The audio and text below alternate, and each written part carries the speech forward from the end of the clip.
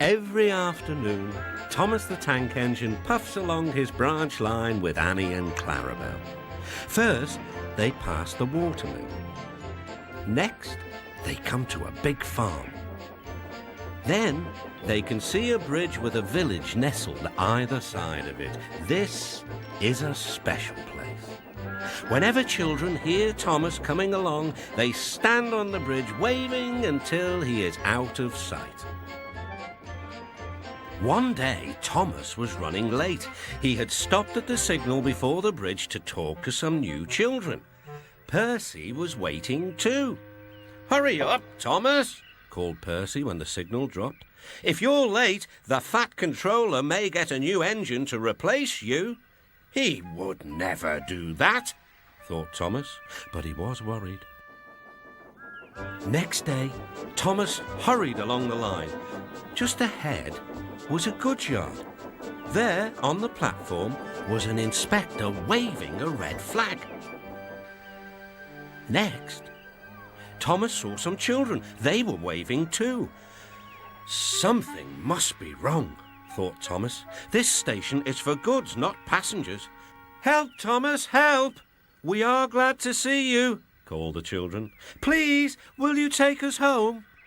The station master explained to Thomas's driver that the school bus had broken down and that all the parents would be worried if the children were late.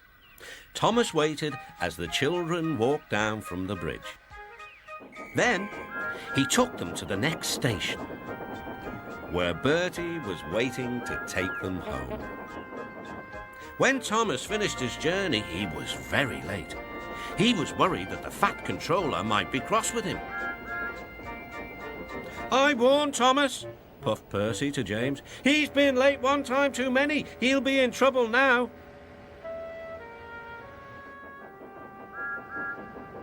But next morning, the Fat Controller was nowhere to be seen.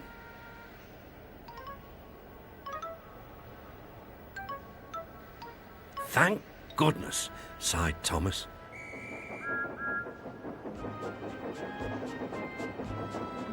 Thomas knows every part of his branch line, but just ahead was a stretch where the hot sun had bent the rails on the track. "Careful, Thomas," called his driver, but it was too late. "That's done it," said his driver. "We shan't get any further today." "But what about my passengers?" "Don't worry. They'll be looked after," replied his driver. While workmen repaired the line, Thomas had to shunt trucks in the yard. Bertie came to see him. "I understand you need my help again." "Yes, Bertie," replied Thomas sadly. "I can't run without my rails." Bertie set off to collect Thomas's passengers. "Hello, Bertie," they said. "We are glad you are here." Bertie drove along the road by the railway. He stopped at each station along the line. Sometimes he stopped between stations to let people off closer to their homes. Thomas felt miserable. "I've lost my passengers. They like Bertie better than me." The Fat Controller arrived.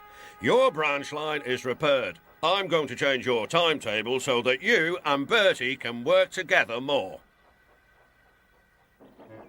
When Thomas reached the station, there were all his passengers.